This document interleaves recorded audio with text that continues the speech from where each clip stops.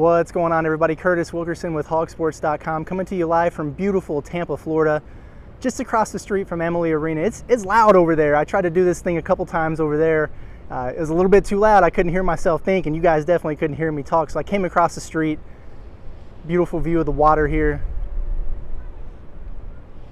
Just wrapped up Arkansas's 79-67 victory over the LSU Tigers. Hey, third time was not a charm for LSU.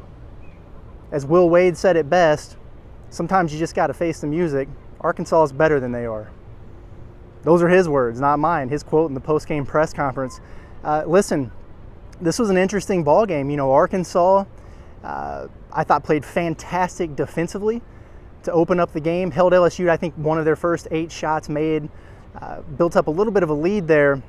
But then the offense got a little bit stagnant on Arkansas. Both teams wound up shooting under 30% in the first half. Not ideal.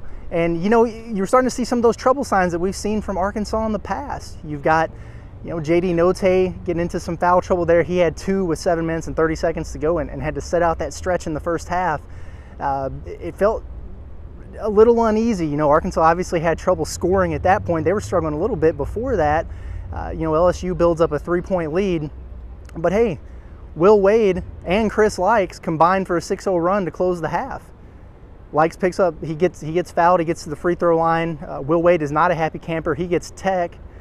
Next thing you know, Chris Lykes knocks down 4 free throws, comes up with a steal, and then gets down to the other end and knocks down a mid-range jumper right at the buzzer before the half. And you know, you look up and Arkansas is up 29-26 at halftime in a game where you thought they were probably fortunate to be ahead. So kudos to them, and it gave them momentum going into the break. Come out in the second half, and they carried that over. A 13-0 run by the Razorbacks to start the second half. Got up by 16 points in that game. And listen, that was it at that point. LSU made some mini runs there, but they never got closer than 9. And I think Arkansas really, you know, kind of put the final blow on them there in the first few minutes of the second half. They were red hot.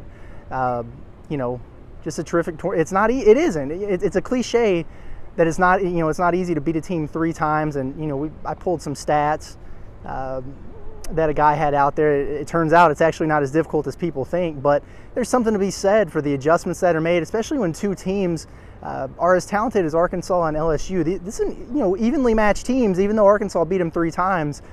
2 of those I thought were very competitive games. Obviously, this one got away from the Tigers a little bit, and that's beneficial for the Razorbacks. How about Aldis Toney? You know, the entire week, you weren't sure if we were going to be able to see him in action. As it turns out, not only was he available, he was available and he started the game, and he had 20 points and 10 rebounds for the Razorbacks. He looked fresh. He looked healthy. Eric Musselman said after the game there was more of maybe a bone bruise on the side of that foot as opposed to a ligament sprain or something like that. So they were comfortable. They felt good about playing him given those circumstances, and they needed him. You know, not only was he active on the glass and scoring points. And listen, it wasn't all his typical around the rim stuff. He stuck 2 threes. He hadn't hit a 3 since February 2nd at Georgia. And he hit a couple threes. So good stuff there from Aldis Toney, but he was phenomenal on the defensive end again. You named the assignment, and he took it in stride. So very good job there by Aldis Toney. J.D. Note finished with 19 points. He got a little turnover happy at times there in that ball game, but made some big shots for Arkansas when it mattered most. And was big on the defensive end again. But how about Chris Lykes? You know, we talked about the spurt that he had there at the end of the first half. He had another one in the second half. You know, when LSU cut that game down to 9 points, hey, listen, Lykes scored the next 7 for the Razorbacks to build that lead back up. He went to the rim against a tough LSU defense twice, pulled up and stuck a 3 in transition. That was huge. He finished with 18 points for Arkansas. And really, that was kind of the big 3 offensively in this game. You know, I thought Jalen Williams played great post defense. He was held scoreless in the first half, got it going a little bit more in the second half, was big on the boards as always for Arkansas. Just another tough, gritty win by this Razorback team. They found a way, and, you know, they did it on the defensive end. They had great success. I need to go back and look at the stats. They may have been over 50% shooting in the second half, which, I mean, that's pretty impressive given the struggles that they had there in the first half, shooting under 30%.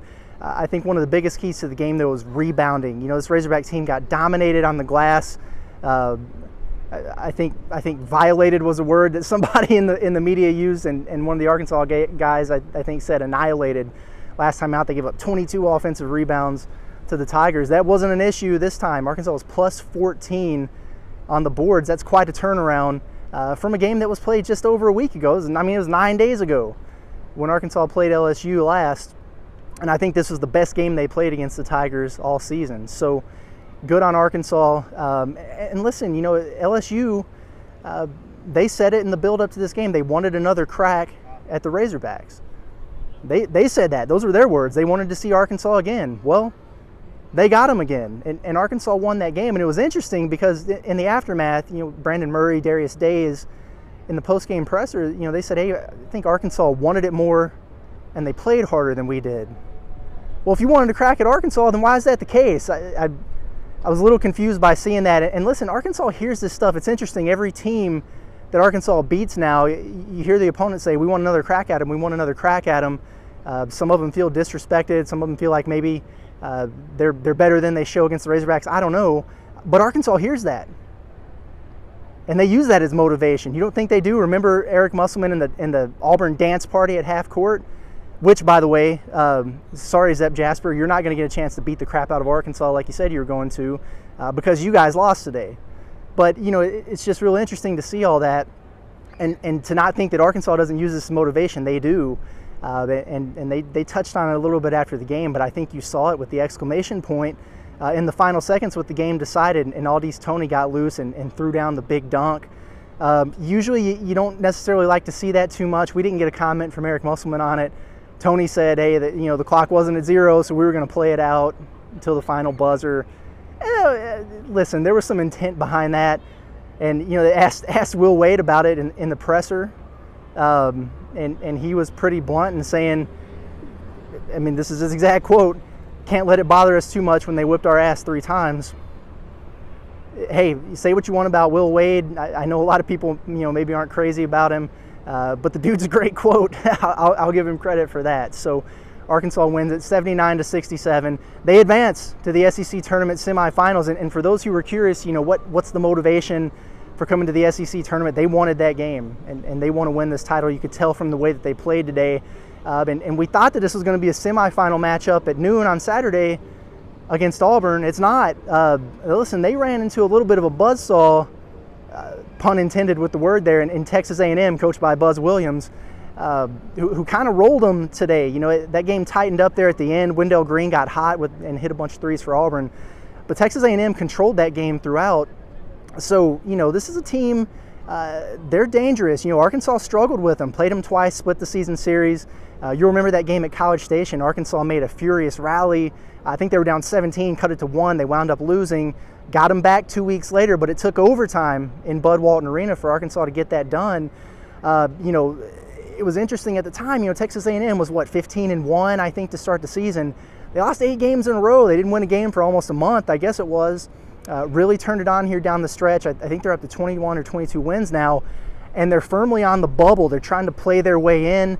They might have to win the SEC tournament to do it, or at least get to the championship, and to do that, they got to go through Arkansas again. It's going to be interesting to see. I watched them on, I guess it was Thursday, outlasted another bubble team in Florida. That game went to overtime. Then you got to expel a lot of energy to beat a team like Auburn. So, Texas A&M has played 85 minutes of basketball in the last 2 days. So if you're Arkansas and you can come out, remember Arkansas just played today because they had that double bye.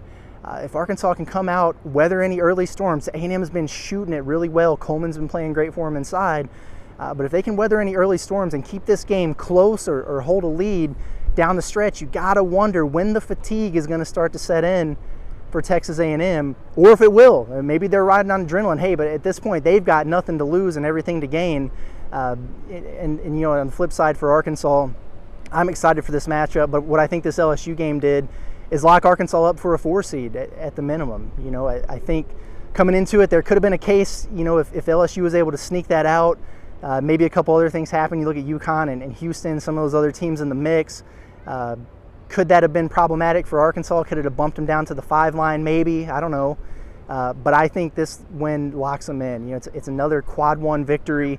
You know, hey, if Arkansas loses to Texas A&M by chance, you can't really hate them for that, given the run that Texas A&M has been playing on. But I'd like to see Arkansas get this done. Let's just go win an SEC championship.